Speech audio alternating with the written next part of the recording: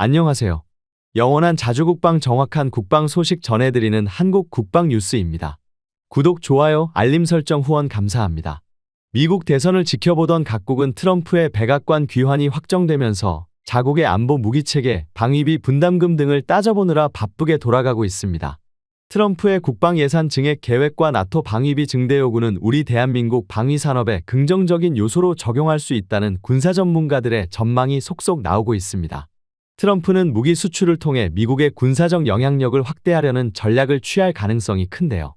한국은 미국과 군사적으로 긴밀히 협력하고 있기 때문에 미국의 방위 제품 수출 확대가 우리의 방위산업 수출에도 영향을 줄 수 있을 것입니다. 국내 방산 중소기업들이 미국과 협력하거나 미국 제품의 부품 및 보조 시스템을 생산하는 하청업체로 참여할 기회가 있을 수도 있다는 것이 군 전문가들의 평가입니다. 예를 들어 엔진을 꼽을 수 있습니다. F-35 전투기와 같은 첨단 무기 시스템에 필요한 부품을 공급하는 기회를 잡을 수 있는데요. 그러나 미국과 경쟁 상대로 있는 국가들에게는 경쟁국으로 분류되어 판로가 쉬워지지 않을 수도 있습니다. 이에 우리는 기술과 가격 두 마리 토끼를 다 잡아야 하는 현실을 마주할 수도 있음을 간과해서는 안 됩니다. 과거 행보를 보자면 트럼프는 민간 기업들의 방위산업 참여를 촉진해왔습니다. 이는 한국 방위산업에도 영향을 미칠 수 있는데 트럼프가 민간 기업의 방위산업 참여를 더욱 확대한다면 한국의 중소기업들도 방위산업의 민간 참여 확대라는 흐름 속에서 새로운 기회를 찾을 수 있을 것입니다. 또 스마트 무기 시스템, 첨단 항공 엔진, 인공지능 자율 무기 시스템 등 첨단 기술이 점점 더 중요해지므로 중소기업들은 이러한 혁신적인 기술을 개발하여 시장에 진입할 수 있는 가능성이 높아질 텐데요. 예를 들어 드론 시스템, 로봇 기술, 사이버 보안 시스템 등은 중소기업의 기술력으로 충분히 경쟁할 수 있는 분야입니다. 다만 이러한 한국의 빠른 성장으로 인해 미국의 부품 공급 역시 원활하지 않을 가능성을 배제할 수 없습니다. 미국과의 거래에서 우리가 의리되지 않기 위해서는 더욱 우리 자신의 기술력을 갈고 닦을 수밖에 없는 상황입니다. 그중 첨단과학기술의 집약체라 불리는 전투기 엔진 국산화는 대한민국 자주국방을 위해 반드시 개발해야 하는 필수 과제이며 모든 나라와의 거래에서 동등한 협상 테이블 혹은 우리가 우위를 가지는 협상 테이블에 앉기 위해 반드시 필요합니다. 더욱 그 중요성이 높아진 국산 전투기 엔진 개발은 단순한 기술 향상을 넘어 한국 방위산업의 자립과 향후 전투기 세대 교체를 고려하여 빠르게 개발이 진행되어야 합니다. 이러한 전투기 엔진 개발 사업은 단순한 기술 개발을 넘어 경제적 파급 효과 또한 막대합니다. 보람의 전투기의 경우 쌍발 엔진으로 구성되어 엔진 개발 및 유지 비용이 대당 120억 원 이상에 달할 것으로 예상하며 자체 개발 성공 시 수입 대체 효과만 아니라 수출 경쟁력에서도 큰 강점이 될 전망입니다. 항공기 및 전투기 엔진 개발은 세계 각국의 염원입니다. 이렇게 중요하게 다뤄지고 있는 분야이지만 성공을 장담할 수 없는, 아니 사실 수백 수천억 원을 투자해도 실패할 확률이 높은 엔진 개발 사업입니다.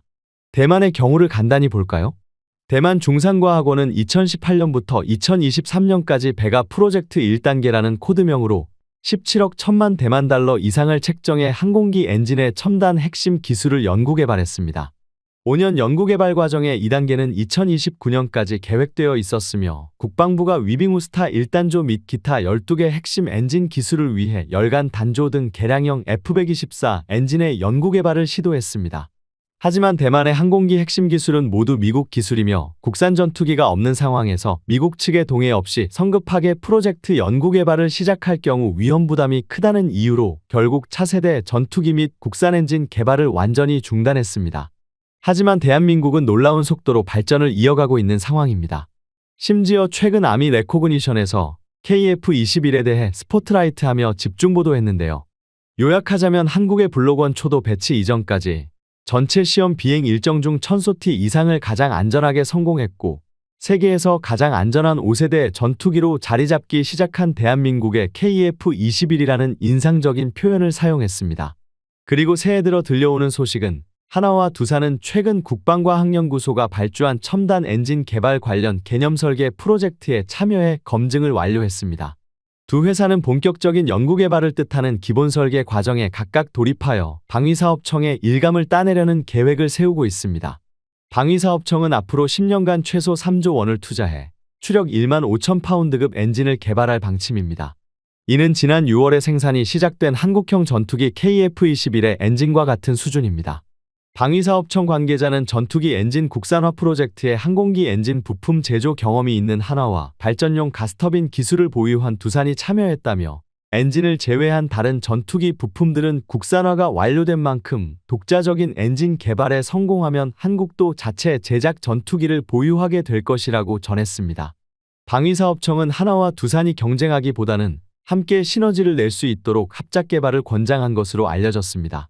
현재 항공 엔진을 독자적으로 개발한 나라는 미국, 영국, 프랑스, 러시아, 우크라이나, 중국 등 10개국에 불과합니다.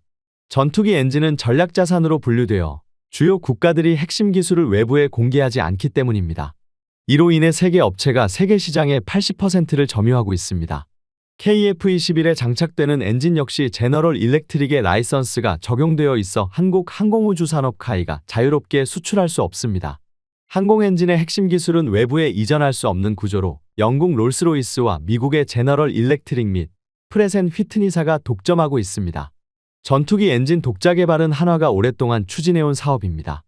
2019년 미국 항공 엔진 부품회사인 이닥을 3억 달러에 인수한 것도 독자 엔진 개발을 위한 전략적 결정이었습니다.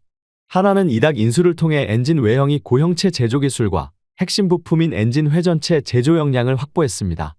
김종훈 한화에어로스페이스 USA 글로벌 엔지니어링 팀장은 회전체 기술 확보로 항공 엔진에 필요한 모든 철강 부품을 자체 생산할 수 있게 되었다며 추가로 110개 이상의 미국 항공 엔진 부품 제조 네트워크도 구축했다고 밝혔습니다.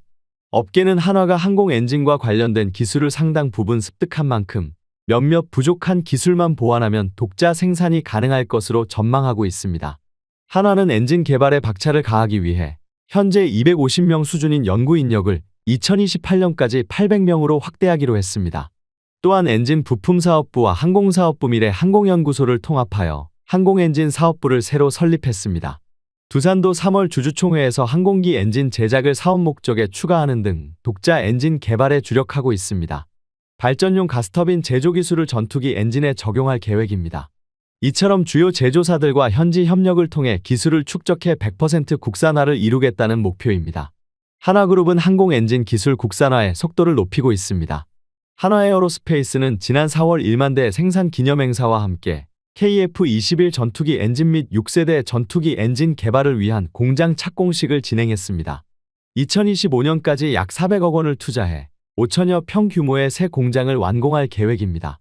한화에어로스페이스는 24,000파운드급의 초고성능 엔진을 개발하여 KF-21 블록3뿐만 아니라 차세대 전투기에 공급할 계획입니다. 전투기 관련 기술이 폐쇄적으로 관리되는 점과 대만의 전투기 엔진 개발 포기 사례를 보면 우리가 얼마나 어려운 길을 가고 있는 것인지 알 수 있습니다. 한국이 수많은 리스크와 개발 비용 외에도 우리가 엔진 자립을 포기할 수 없었던 데엔 몇 가지 경제적, 군사적인 전략이 숨어 있습니다. 우선 우리가 전투기 엔진 개발에 성공한다면 성능 측면에서의 향상은 물론 다양한 경제적 이익이 뒤따르기 때문입니다. 새로운 엔진의 출력은 현재보다 증가하여 최대 18,000에서 2만 파운드 급으로 예상되고 있습니다.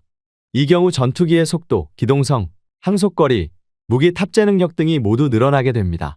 이는 다양한 전술 상황에서 더 유연하게 대응할 수 있으며 작전 범위와 효과를 확대하는 중요한 효과도 얻을 수 있습니다. 둘째, 독자 엔진을 사용하게 되면 우리 군의 전술적 요구에 맞춰 엔진을 최적화할 수 있습니다. 셋째, 국산 엔진은 유지보수와 수리 작업을 국내에서 직접 처리할 수 있게 하여 신속한 대응과 비용 절감을 가능하게 합니다. 이는 전투기의 가동률을 높이고 전반적인 운용 효율성을 향상하기 때문에 더 적은 예산으로 더 많은 전투기를 운용할 수 있는 장점이 됩니다. 우리가 목표로 18,000에서 1만 파운드급 엔진의 성능은 세계 최강의 전투기로 꼽히는 F-22 랩터와 F-35A 전투기의 엔진 성능에 필적하고 있습니다.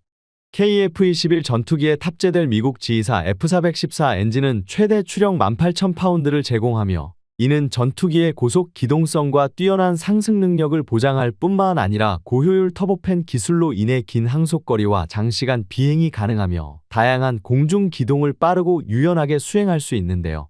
그리고 오랫동안 사용했던 엔진인 만큼 고온, 고압 환경에서도 높은 내구성을 자랑하여 신뢰할 수 있는 엔진으로 알려져 있습니다.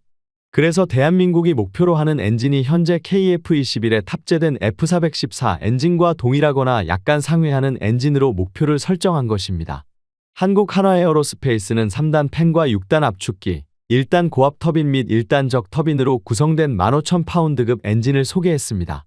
이번 엔진 개발은 향후 6세대 전투기로 발전을 고려한 것으로 현재 사용하고 있는 F414 엔진을 대체하고 미래에 필요한 고출력 전력 공급을 가능케 할 것입니다.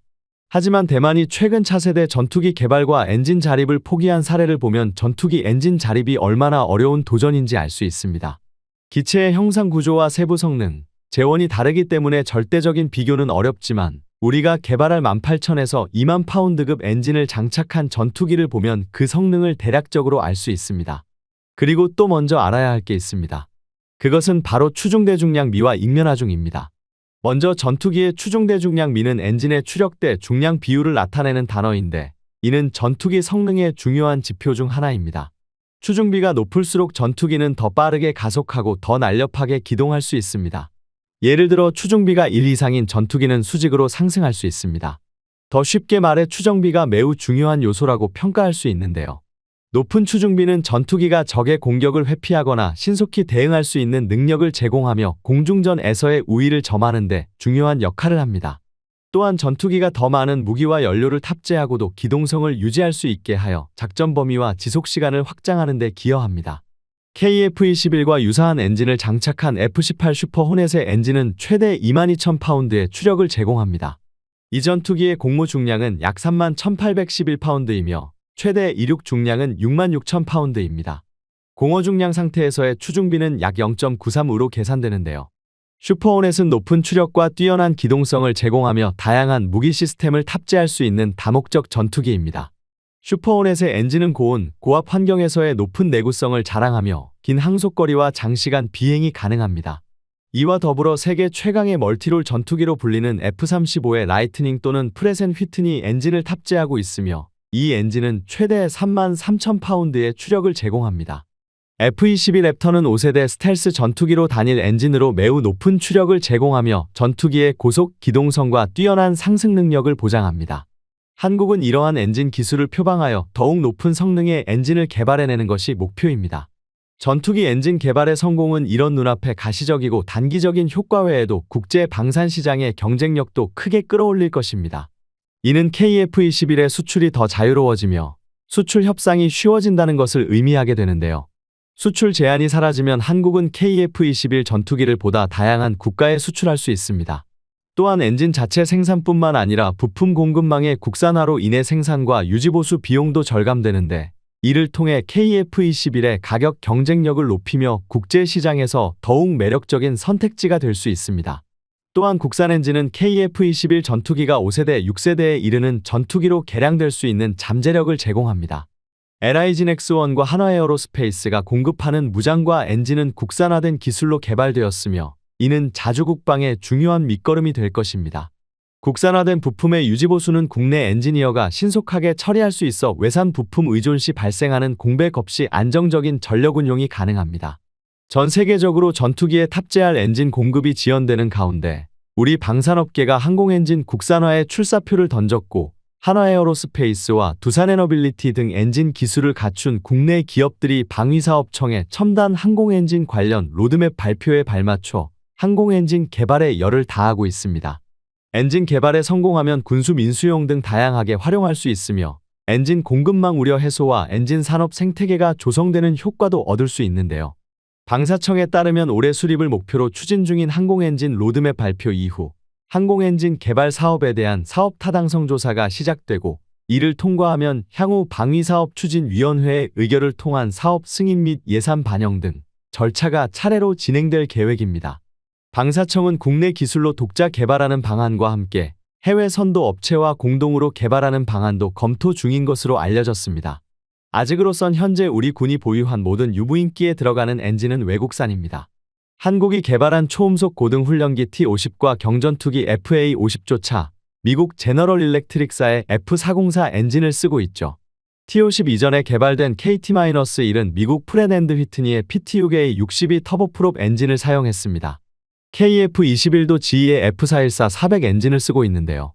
KF-21 엔진은 한화에어로스페이스가 GE로부터 면허 생산을 하고 있지만 엄연히 한국이 개발한 엔진은 아직 아닙니다. 그런데 최근 GE 등 항공 엔진 제조사는 최근 엔진 납품을 미루는 등 공급망 차질을 빚고 있습니다. 올 가을 인도 공군 전투기 엔진 납품을 2년 이상 미루고 한국에 납품하는 항공엔진 또한 늦어지고 있습니다. 향후 항공엔진의 체계종합을 어떤 기업이 맡을지 주목되는데 체계종합업체는 시스템의 설계, 개발, 생산, 시험, 통합 등 모든 과정을 주도적으로 관리하게끔 합니다. 국방부, 방사청 등 발주처와도 직접 소통하며 의사결정에 참여할 수 있는데 한화에어로스페이스는 유도미사일 엔진, 항공기 보조동력장치, F414 엔진 등 1만 개 이상의 엔진을 만든 노하우로 자체 개발에 나서고 있습니다. 한화에어로는 첨단 엔진 독자 개발에 필요한 약 64종의 소재 중 17종을 개발하며 소재 연구에 집중하고 있습니다. 두산에너빌리티는 세계 5번째로 발전용 가스터빈 독자 개발에 성공한 기업입니다. 항공기 엔진과 기술 기반 및 작동 원리가 유사한 가스터빈 경험을 활용할 계획을 가지고 있습니다.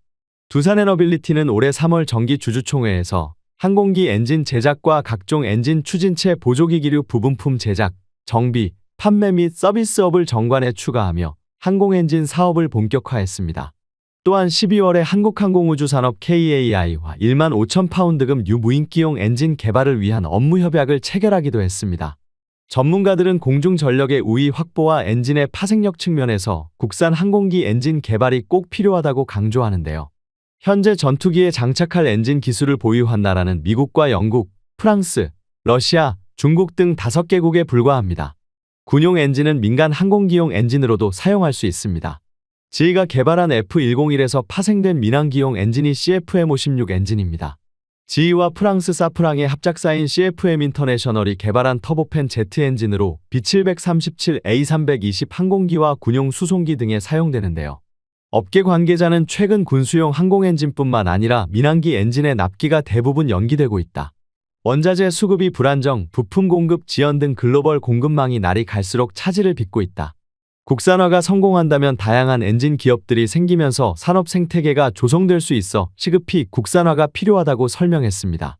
현재 대한민국의 보람의 전투기의 엔진 개발 성과가 하나씩 공개될 때마다 중국 언론의 반응은 대체적으로 믿을 수 없다는 분위기입니다.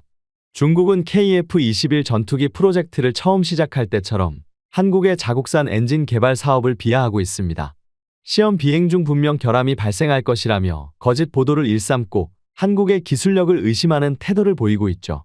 한국은 늘상 있는 중국의 조롱을 신경도 쓰지 않고 엔진의 테스트 비행을 성공적으로 완수하겠다고 포부를 드러냈습니다. 한국이 목표로 하는 KF-21 전투기의 국산 엔진 출력은 약 4만 4천 파운드로 중국의 엔진을 순식간에 초라하게 만들어버리는 믿을 수 없이 강력한 추력을 자랑합니다. 특히 KF-21 전투기 블록2가 고도의 열탐지 레이더 기술에 노출되지 않기 위한 다양한 스텔스 기술이 고안되고 있고 그중 하나의 방법으로 엔진 배기노즐부에는 한국형 스텔스 엔진 기술을 적용한다고 밝혔습니다. 한국형 스텔스 기술로 인해 엔진 온도 하락과 저피탐 성능을 획기적으로 향상시킬 수 있고 일반적인 원형 노즐에 비해 일정 간격으로 여러 개의 돌출된 형상을 가진 스텔스 형상을 전격 채용하였습니다. KF-21 전투기의 램제트 엔진 지상 시험은 향후 2년간 반복 시험을 진행하며 성공적으로 완수하는 것을 목표로 하고 있습니다. 고도와 비행거리, 이륙 증량 등을 점차 늘려가는 방식으로 안정성을 가장 우선으로 두고 진행될 예정입니다. 4만 파운드급 추력은 프랑스의 라팔 전투기 엔진과 유럽연합의 유로파이터 타이푼보다 훨씬 강합니다. 대한민국은 이러한 놀라운 성능의 램제트 엔진을 다가오는 2030년까지 완벽하게 개발해내는 것을 목표로 하고 있습니다. 그렇다면 대한민국의 라이벌이라 자칭하는 튀르키예와 중국의 엔진 개발 양상은 어떻게 될까요? 경쟁자인 튀르키예의 TFX는 면허 생산을 하고 있는 지희의 F110 엔진을 미국의 허가를 받지 않고 무단 장착하고 있는 상태여서 미국이 문제에 삼을 경우 F-16 전투기를 포함해 현재 개발 중인 TFX 전투기의 후속 군수 지원이 전면 중단될 수도 있는 리스크가 있습니다. 중국은 5세대 전투기 FC-31을 개발 중이지만 KF-21이나 TFX에 비해 미래가 불투명한 기체입니다. FC-31은 10년 전 개발 사실이 공개됐는데 아직도 제자리 걸음 중이죠. 기껏해야 모형 깍듯 디자인만 달리해서 시제기라는 이름으로 일반에 공개하고 있지만 중국 국방부는 차기 기종으로 채택한다거나 구체적 재원 등 기종과 관련한 구체화한 것이 거의 없다고 해도 무방합니다. 사실 중국은 현재 중국 최초의 스텔스기 J-20에 공을 들이는 모양새입니다. 따라서 J-20은 내수용, FC-31은 항공모함의 함재기로도 거론되고 있으나 사실상 중국은 수출용으로 고려하고 있는 거죠. 실제로 베이징항공재료연구소장은 차세대 엔진의 기술적 문제가 해소되었지만 엔진 제조에 사용되는 고급 합금 재료의 생산에 관한 문제는 아직 극복되지 않았다고 언급했습니다. 무기는 도입 후에도 유지에 추가적인 비용이 발생합니다.